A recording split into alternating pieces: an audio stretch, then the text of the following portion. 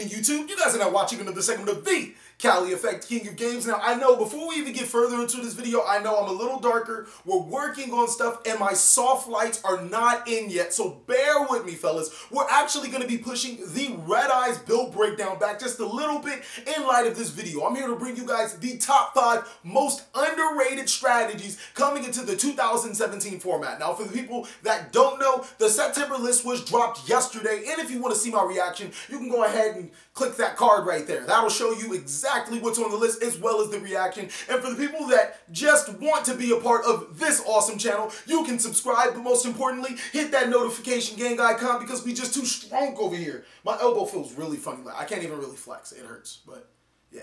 Without further ado, I present to you the top 5 most underrated decks in the format.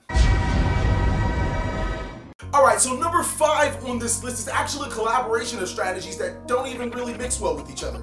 Or they might mix well one day. We're talking about Blue Eyes, Red Eyes, and Dark Magician strategies. Now, all of these strategies have a couple of similar things in common, and they also have some really good things that separate themselves from each other. Red Eyes being a more fusion-based, Dark Magician going more towards Xseed, and Blue Eyes going towards more synchro summoning, but all of these decks necessarily don't need the extra deck to propel their strategy. Their monsters can be summoned, one of them being 3,000 attack, the other one being 2,500 attack, and then the third one being 2,400 attack, respectively, which is bigger than a lot of cards going into the game. Another great thing is that they're also very consistent and versatile with the new support. It's also a strategy that doesn't seem to stop getting support, so it's probably a safe bet to pick these cards up because they're just that damn good. I mean, I wouldn't be doing a Red Eyes build breakdown if it wasn't that good for my birthday week.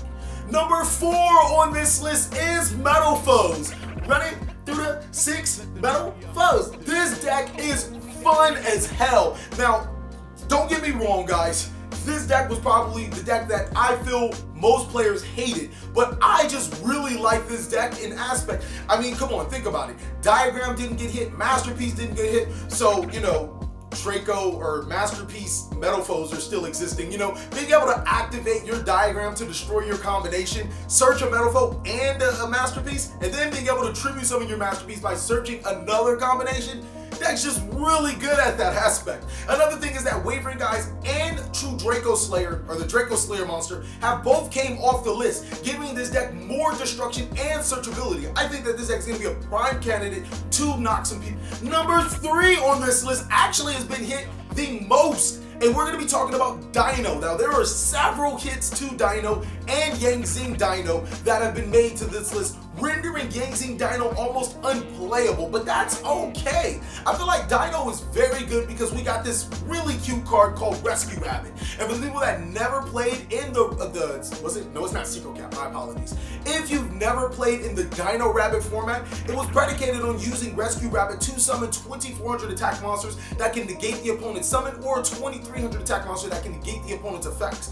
That can be incorporated into the Dino strategy, and as long as they have that Superconductor Tyranno that flips monsters face down defense position, preventing you from Xseed summoning, synchro summoning, and link summoning, the deck can still be really good. I think people were sleeping on it.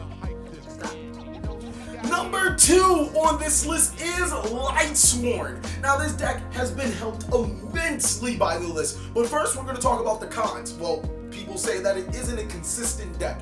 I'd have to disagree with Charge of the Light Brigade now being at 3, coupled with that 1 reinforcement of the army and 3 solar recharge. Now you have 1, 2, 3, 4, 5, 6, 7 ways to get into your Lightsworn monsters. That, and now we have more great playable Lightsworn monsters since now in between the last time Lightsworns were a competitive deck. That brings you instant access to one of the best monsters in the game. Judgment Dragon is a 3,000 attack board wipe. Can't really get better than that. Also, add the fact that Blackluster Soldier was removed from limited to semi-limited, this deck, even with its chaos properties, can be able to abuse multiple Judgment Dragons and multiple BLS to wreck your opponent. I think it's an awesome choice. Alright, so before we get into number 1, there are some awesome honorable mentions. There is Cosmos, I don't know, there's just a lot. I mean, Zoo, Magical Musketeer, which will come out. Who knows if it'll be better or not. 6 Samurais, World Chalice, like Trickstar. Like I said, there are a lot. I can't even think of them. But what's even more important, I want you guys to list down below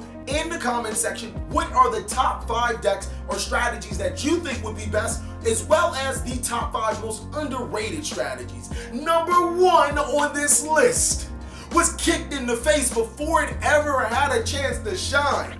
The Master Rule 4 came and completely ruined it, but now it has a chance with 3 Wavering Eyes and Luster Pendulum with the Draco Slayer. We're talking about Pendulum Magician, the deck that benefits the most from the cards off the limited list. First of all, Wavering Eyes not only gives it a free search, but the cards itself are going to gain their effects. And same thing with Luster Pen, it gives it more synchro access as well as extra copies of the card it just destroyed while also gaining the effect. This deck can be ridiculous. I'm actually calling it right now. It might just top a couple of events. Now, we could have put a lot of other cards in the #1 spot, and again, I would like to see what you guys would think should be in the #1 spot as well as your top 5.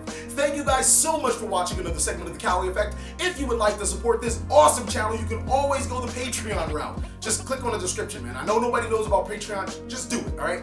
Or you can buy cards from my eBay or TCGPlayer account. Please like, comment, subscribe, but most of all, enjoy.